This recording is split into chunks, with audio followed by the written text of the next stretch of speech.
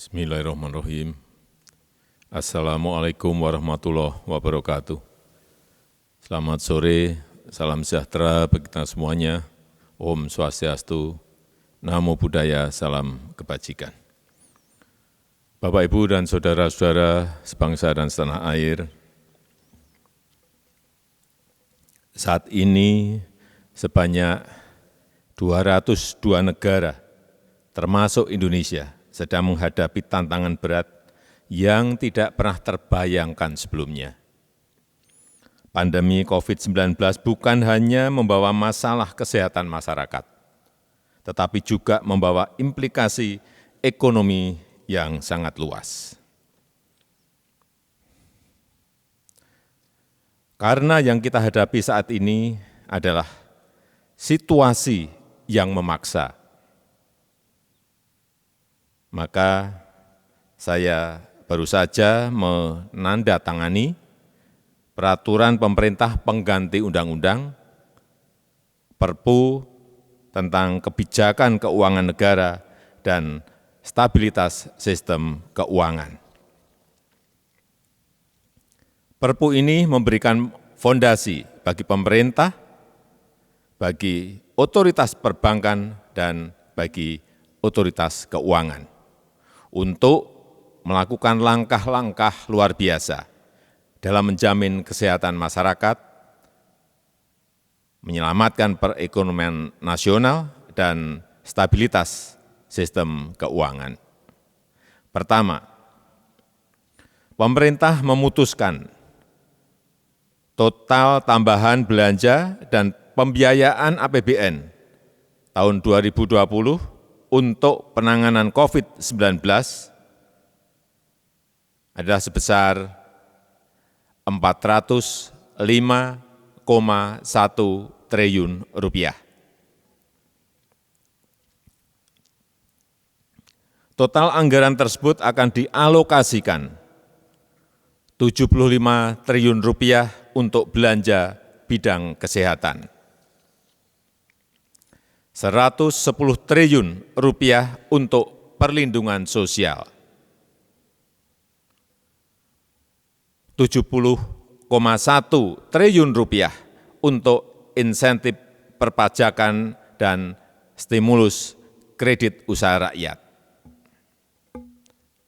dan 150 triliun rupiah untuk pembiayaan program pemulihan ekonomi nasional, termasuk restrukturisasi kredit, serta penjaminan dan pembiayaan dunia usaha, khususnya terutama usaha mikro, usaha kecil, dan usaha menengah.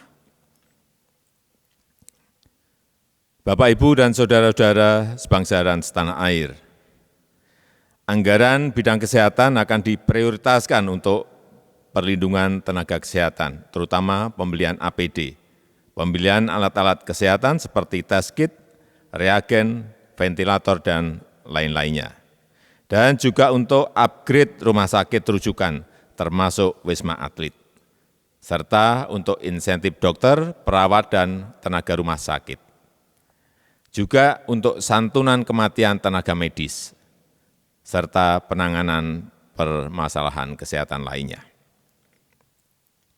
Kemudian anggaran perlindungan sosial akan diprioritaskan untuk keluarga penerima manfaat PKH yang naik dari 9,2 juta keluarga menjadi 10 juta keluarga penerima manfaat. Juga akan dipakai untuk kartu sembako yang dinaikkan dari 15,2 juta orang menjadi 20 juta penerima. Anggaran perlindungan sosial juga akan dipakai untuk kartu prakerja yang dinaikkan anggarannya dari 10 triliun menjadi 20 triliun untuk bisa mengcover sekitar 5,6 juta orang yang terkena PHK, pekerja informal, pelaku usaha mikro dan kecil. Juga akan dipakai untuk pembebasan biaya listrik 3 bulan untuk 24 juta pelanggan listrik 450 kVA dan diskon 50% untuk 7 juta pelanggan 900 kVA. Termasuk di dalamnya juga untuk dukungan logistik, sembako, dan kebutuhan pokok yaitu 25 triliun. Untuk stimulus ekonomi bagi UMKM dan pelaku usaha akan diprioritaskan untuk penggratisan PPh 21 untuk para pekerja sektor industri pengolahan penghasil maksimal 200 juta. Untuk pembebasan PPN impor untuk wajib pajak kemudian impor tujuan ekspor, terutama ini untuk industri kecil dan menengah pada 19 sektor tertentu. Dan juga akan dipakai untuk pengurangan tarif PPh sebesar 25% untuk wajib pajak kemudian impor tujuan ekspor, terutama industri kecil menengah pada sektor tertentu. Dan juga percepatan restitusi PPN bagi 19 sektor tertentu untuk menjaga likuiditas pelaku usaha. Dan untuk penurunan tarif PPh badan sebesar 3% dari 25% menjadi 22%. Serta untuk penundaan pembayaran pokok dan bunga untuk semua skim KUR yang terdampak COVID-19 selama 6 bulan. Untuk bidang non-fiskal,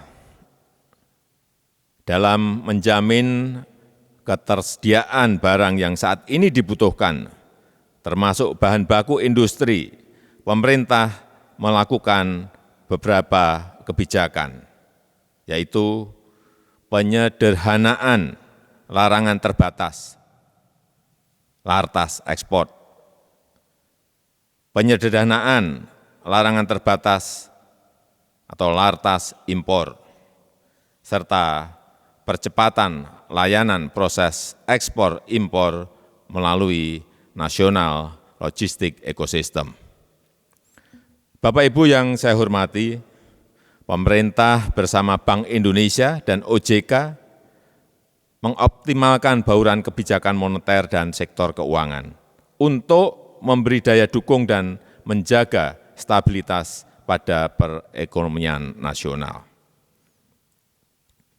Bank Indonesia telah mengeluarkan kebijakan stimulus moneter melalui kebijakan intensitas triple intervention, kemudian menurunkan rasio giro wajib minimum valuta asing bank umum konvensional,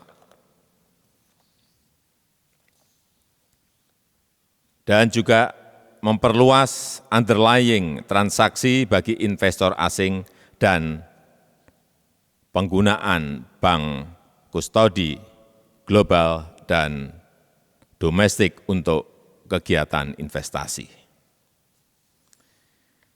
Kemudian Otoritas Jasa Keuangan juga menerbitkan beberapa kebijakan, yaitu keringanan dan atau penundaan pembayaran kredit atau leasing sampai dengan 10 miliar termasuk untuk UMKM dan pekerja informal maksimal 1 tahun.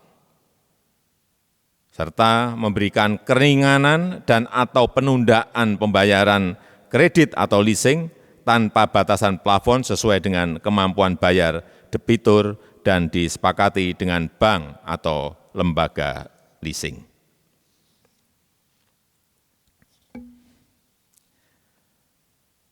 Perpu ini juga kita terbitkan untuk mengantisipasi kemungkinan terjadinya defisit APBN yang diperkirakan mencapai 5,07%.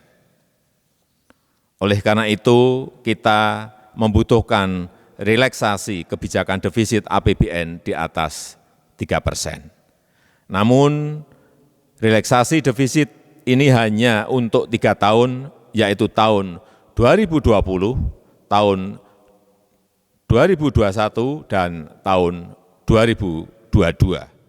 Setelah itu, kita akan kembali ke disiplin fiskal maksimal defisit 3% mulai tahun 2023. Terakhir, saya mengharapkan dukungan dari DPR RI. Perpu yang baru saja saya tanda tangani ini akan segera diundangkan dan dilaksanakan, dan dalam waktu yang secepat-cepatnya kami akan menyampaikan kepada DPR RI untuk mendapatkan persetujuan menjadi undang-undang. Demikian, terima kasih. Wassalamualaikum warahmatullahi wabarakatuh.